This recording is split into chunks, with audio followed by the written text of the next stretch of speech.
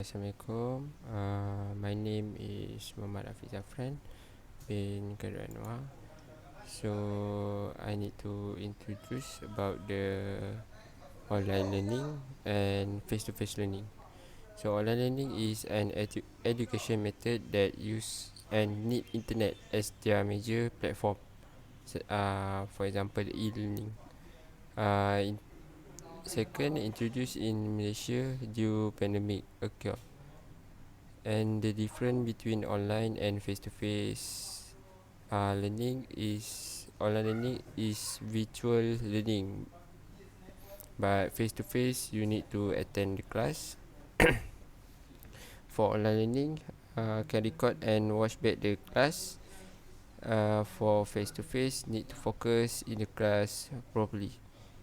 Online learning save time, which is no need to commute from another place to another place. And for face-to-face learning, need to properly set time to prevent being late for schedule. And last, online learning didn't have to close or observation and guidance from lecturer, but face-to-face learning, lecturer can observe and guide student closely. Assalamualaikum and hello everyone. So my name is Muhammad Hakim. So I will presenting about hypothesis. So for our group, now hypothesis is student prefer online learning compared to face-to-face learning, and alternative hypothesis is student prefer face-to-face learning over than online learning. Warahmatullahi wabarakatuh. My name is Muhammad Syafiq bin Ahmad. So today I will present about a methodology for this project. So firstly, we use a questionnaire method to collect the information necessary for this survey. For the question that we have been prepared are total of 5 questions that related to the title of our study for students to answer and express their opinion. So for our title study is the student need to choose whether online or face-to-face learning which is more effective.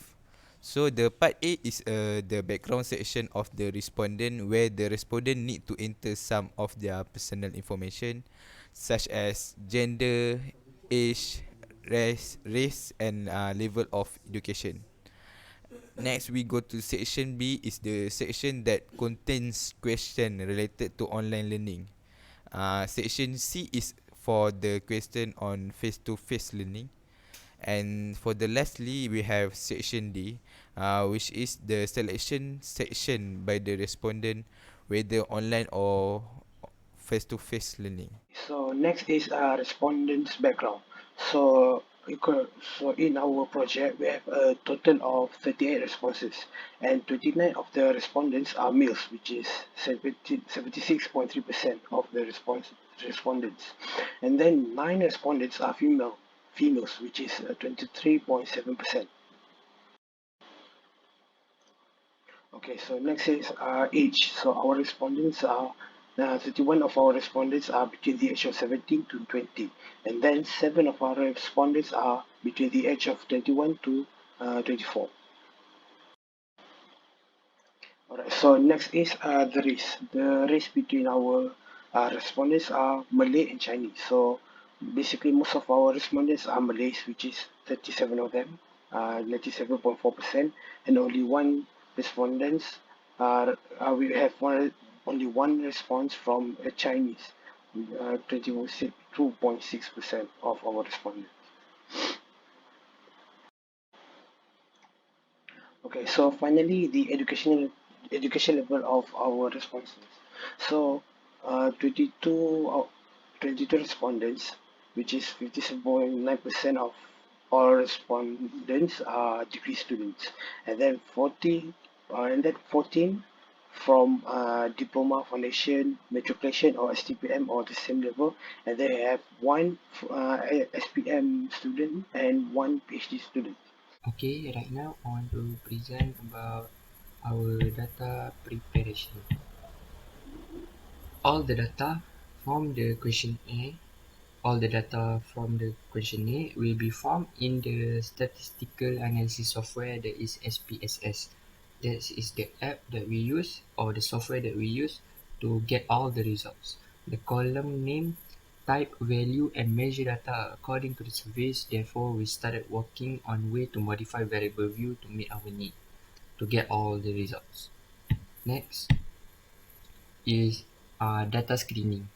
In the data screening, we convert all the data from the Google form into Excel. After that, it was loaded into SPSS for the analysis. In the SPSS, we do not use all the, we just use all the number for the data, not the word. Next is normality analysis. The outcome above, as you can see, two picture demonstrates that statistical value is used to analyze our survey. In SPSS, the curtis value must fall between the range of 1 point plus minus 1.96 to be regarded as normal. According to the given data, online descriptive statistics are typical, however, physical descriptive statistics are not typical. Next is reliability analysis. Reliability is a metric that can show the consistency and precision of the tools that researchers employ to measure a notion. The table above that show that the reliability is high since it is close to 1.0. Uh, 4.5 descriptive analysis. This showed that the results of the study revealed that 58 respondents had taken part in our survey. Data are evaluated using percentage, frequencies, and measures of central tendency, which is MCT, which are mean, mode, and median in descriptive statistics. This kind of study frequently uses a single variable in a bivariate analysis. For demographics like gender, age, and even education, while evaluating data, percentage and frequency are frequently utilized. Count and proportion of men and women who answered, for instance. We may also calculate the median age of the respondents in relation to factors like age. The poll respondents' gender, age, race, and level of education are all displayed in the table above. Results of the study revealed that 38 respondents had taken part in our survey. Next is 4.6 about correlations. The table shows that the Pearson correlation of the project, and it shows that the Pearson correlations of online is 1, which is described as strong positive correlations, and for physical, the Pearson correlation is negative 0.172, which is weak negative correlations. And 4.7 about the graph. Regression analysis is used to create a model and examine how the dependent and independent variables relate to one another. This test gauges how closely two or more variables are related. Hypothesis testing is utilized in order to do this. For instance, let's say research is required to determine whether schooling affects the crime rate. The residual plot reveals that the spots are dispersed haphazardly and lack a continuous spread. The graph displays a random distribution of points with fixed spreads and values.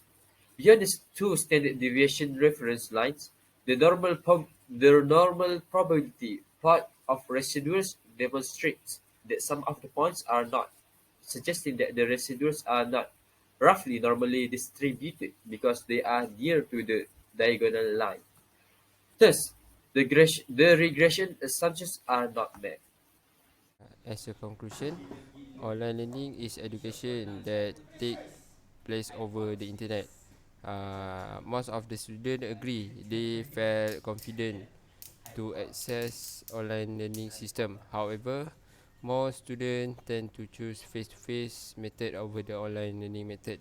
For conclusion, our null hypothesis for our project is accepted.